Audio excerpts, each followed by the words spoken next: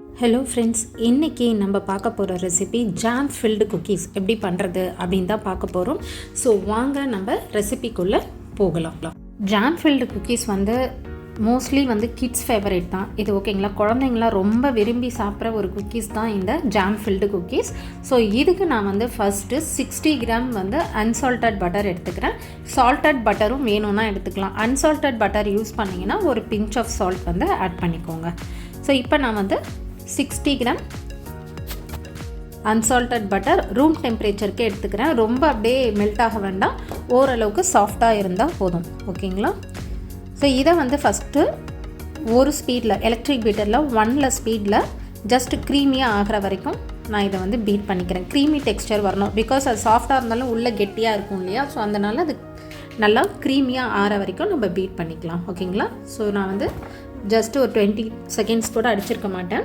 இப்போ next 1/3 cup powder sugar, அதாவது 1/3 cup நான் நார்மல் சுகர் எடுத்து அதை நான் பவுடர் பண்ணியிருக்கேன், ஓகே.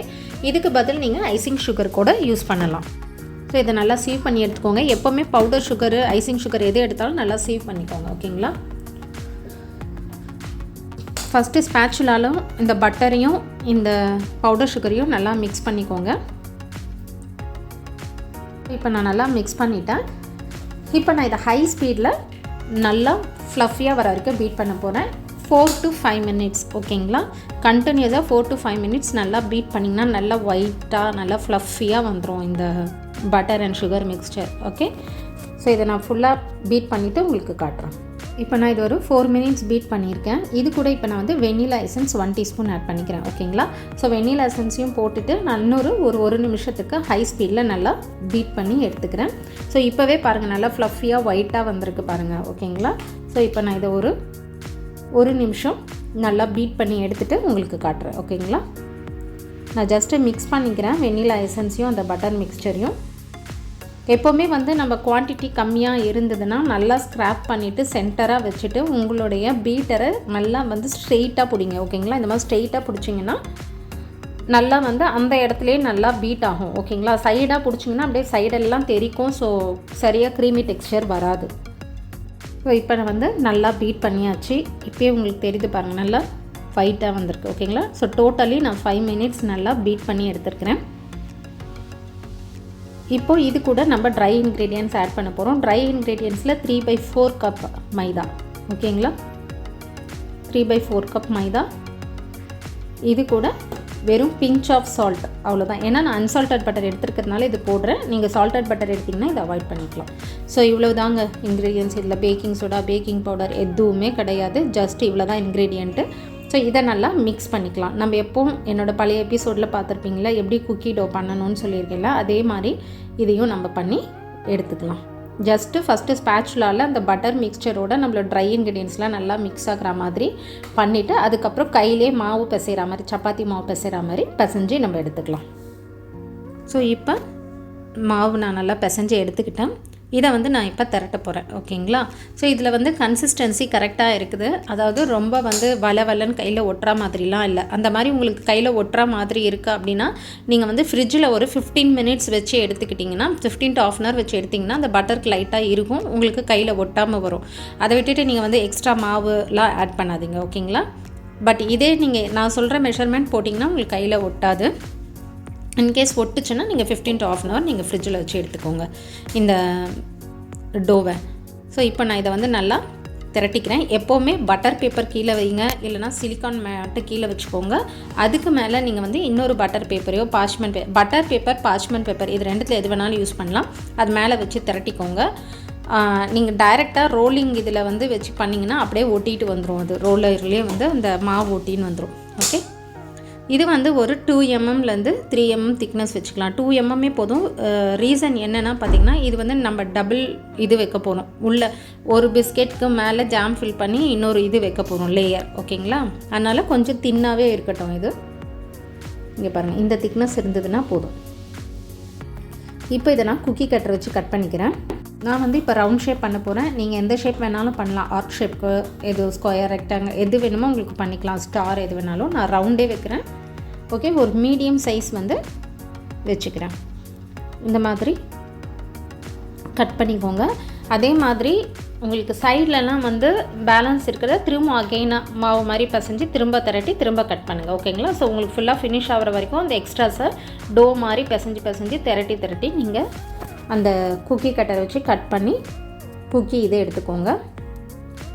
ஸோ இப்போ வந்து இதை எப்படி எடுக்கணும்னு பாருங்கள். இந்த மாதிரி ஒரு ஸ்பேச்சுலாவோ இல்லை ஒரு நைஃபோ வச்சு நீங்கள் எடுத்துக்கோங்க. ஓகே,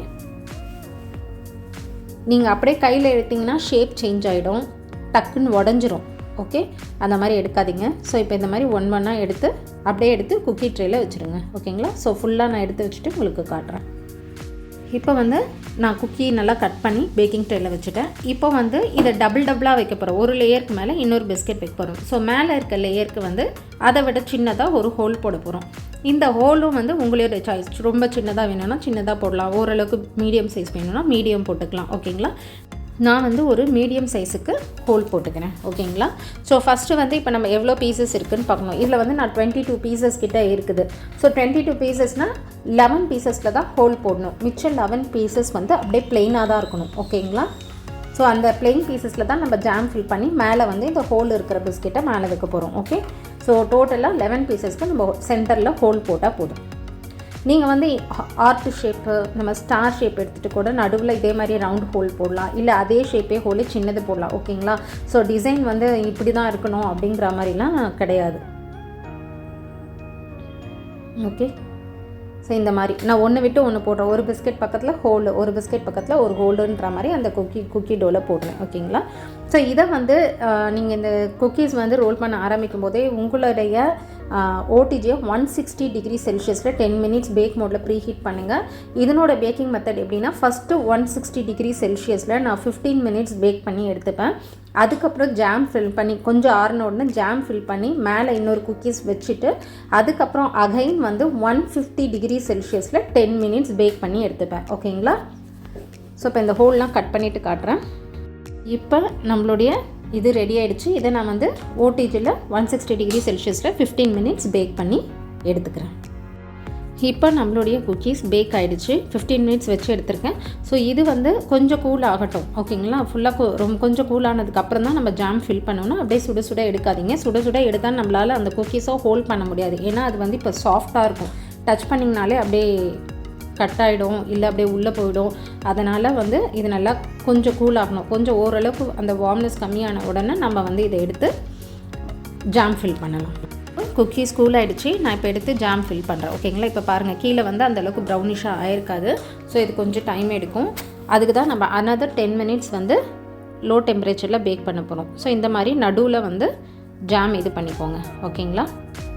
ரொம்ப கார்னர்லலாம் போடாதீங்க. ஏன்னா திரும்ப பேக் பண்ணும்போது அந்த ஜாம் வந்து மெல்ட் ஆகி அப்படியே வெளியில் வர ஆரம்பிச்சிடும். ஓகேங்களா? சென்டரில் ஃபில் பண்ணிங்கனாலே அது கரெக்டாக இருக்கும். அவ்வளோதான். ஓகேங்களா? நீங்கள் உங்களோட இதை பொறுத்து எந்த ஜாம் வேணாலும் யூஸ் பண்ணிக்கலாம். நான் யூஸ் பண்ணுறது வந்து நார்மல் கிசானுடைய மிக்ஸ்டு ஃப்ரூட் ஜாம் தான் யூஸ் பண்ணுறேன். ஓகேங்களா? இந்த மாதிரி ஓகே, சென்டராக அந்த ஹோல் வந்து நடுவில் இருக்கிற மாதிரி.